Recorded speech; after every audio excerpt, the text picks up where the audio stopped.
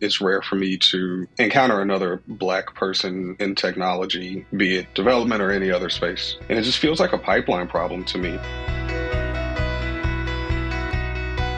Welcome to Balancing Life's Issues, the podcast. I'm your host, Kai, and today we continue the celebration of Black History Month by sharing the story of someone we at BLI work with every single day. I'm Michael Havis, and I'm a technical project lead at Soliant Consulting, a company that is vital to the success of the day-to-day operations at BLI. And you wouldn't know it because you'll be listening to this story, but Michael is Black.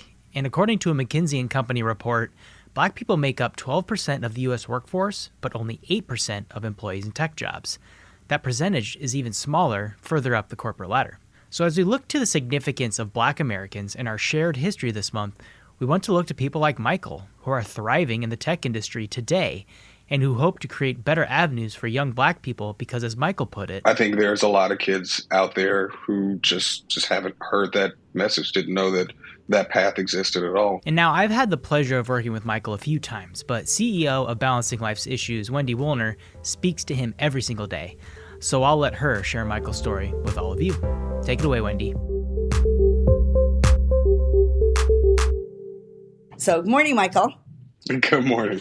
So, it's been interesting because we're fairly new partners, but I have so much experience in your space, right? We're a small business and technology is not my thing. I'm the people thing, but yet we've become this technology person. I've been through so many different vendors and partners, and then we met you and this light bulb went off and you immediately got our business model and just jumped right in. So first, let me just say thank you. Yeah, that's nice to hear. I'm glad we could instill a confidence in you. Well, it's not you could, it's you specifically. Okay, well, thank you. That feels great to hear. And if it wasn't enough that I felt like your knowledge base was so strong, then there was a particular meeting where your little 2-year-old daughter popped up on your lap. And I was like, wow, this is perfect. Like, you totally understand what we stand for, right? So you felt comfortable bringing your daughter into the conversation. Yeah. But it also occurred to me, as we are so passionate about Black History Month, that, and I know all of you are listening, so you might not know, or you wouldn't know that Michael is a person of color. And after 20 years, it's the first time that I've had anybody in the IT world be a person of color. And I wanted to have a discussion with you about, this is, as you know, it's a crisis. It's on the front page of every paper, what happened in the technology field. And you're there. So you have the perfect skill set. You have the compassion and heart. You're like the NutriBullet blend. And you're also a person of color. So I'd like to hear from your perspective. What do you think is going on? It's funny that you say that. Soliant actually has a DEI committee where we've looked into this exact issue. It's something that I'm also very passionate about, like why there aren't more people of color, specifically why there aren't more Black people in the technology space. Because it's rare for me to encounter another Black person in technology, be it development or any other space. And it just feels like a pipeline problem to me. I didn't have my first programming class until college. Mm-hmm. And there are now all of these different places where you don't need a college degree to get into technology, right? You can just be someone who loves computers or loves creating things. And if you have the skills to actually do that, then you can get hired. It's not necessary to have a 4-year degree.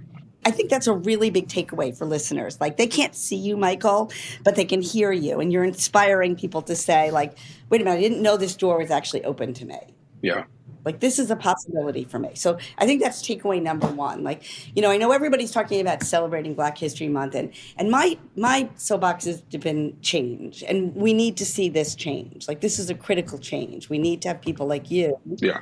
So that's the first thing is this is a possibility for people. Right. And I think that's a great point. It's just knowing that it's a possibility, right? It's not something that I knew when I was a kid.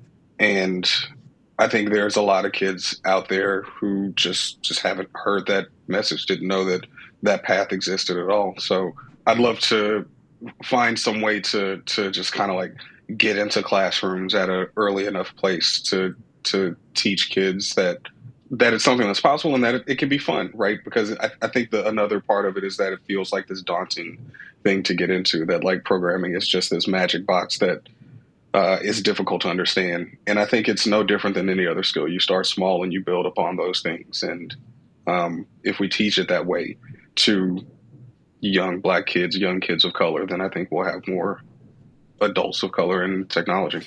So, I think that's the whole point of listening. So you being here, you being a role model and shouting out, and we're going to put a link to your LinkedIn bio so they can see how your picture and your work, and a shout out to Soliant.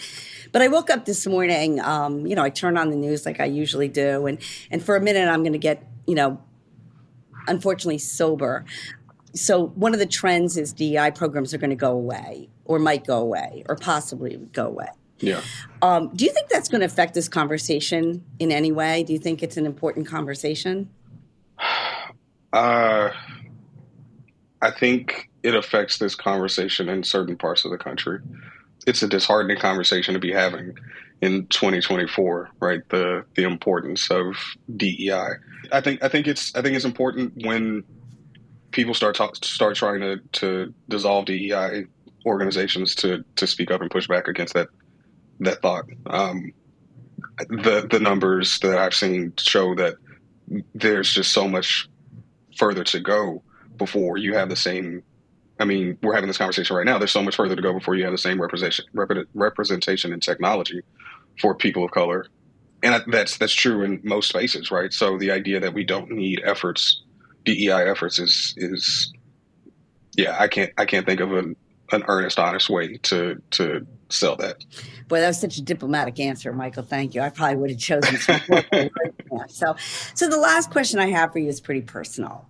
And I, of course, I always say to guests, you can opt out, right? We have a relationship where I come to you, unfortunately, most of the time in crisis, like, oh my God, Michael, fix this. This is the most important thing in the world. And you jump right on and you understand. And so, I think we have a very good vendee relationship, right? Yeah, agreed. But then I come and I'm like, hey, Michael, would you talk about race? I bring out something that really isn't part of our relationship, right? But I cherish the fact, and can't even tell you how thrilled I was when we got on that first sales call. And I was interviewing, I don't know, maybe 11 or 12 vendors. And again, it wasn't just a race. It was the way you spoke. It was the confidence. It was a multitude of ingredients. But do you think it's inappropriate to have this kind of conversation? I think it depends on the people in the conversation. I'm almost 40 years old, so I've had a lifetime of different conversations about race with different people who were coming from different places. And one of the great things about our relationship, about getting to know you for, the years now, I guess, that we've been working together, is that I know that you are coming from a place of like honest curiosity and passion and a loving place. So I don't find this inappropriate in our relationship. There are people who I wouldn't have these kinds of conversations with because they wouldn't feel safe or productive or just like useful for any reason whatsoever. So I'd have to just say that it depends on the people that are in the conversation. Mike, I want to thank you. We are creating podcasts where we invite people into living rooms to have safe conversations. And because I truly do believe that we need thousands of more Michaels. And the only way we get thousands of more Michaels is for a Michael to speak up. Yeah. Well, I'm very happy that you asked me to speak today. It's, I agree with you. I think it's important to have people it's important to see people do the things that you want to do. And it's important to hear those people talk about those things. So I'm happy that you asked me to speak. And be successful. You're a great dad. Well, that's important to me to hear, right? Yeah. We're holistic. It's not just Michael's a great IT person. The holistic part of you, the family person, the caring person, the environment. So, I know we jumped on today. It's nearing the end of Black History Month, but I just think this is an incredibly important conversation I want to continue all year. And I just can't thank you enough for taking some time out with us this morning. Well, absolutely. It's been great. And again, thank you for having me on. Big thank you to Michael and Soliant Consulting for sharing with all of us today, and please join us on Friday, February 23rd for our free live webinar titled DEIB, Navigating the Difficult Conversation, hosted by myself and facilitated by senior trainer and DEIB contributor James Francis. Registration info is available at bli-info.com/free webinars. Until next time, everyone, take care.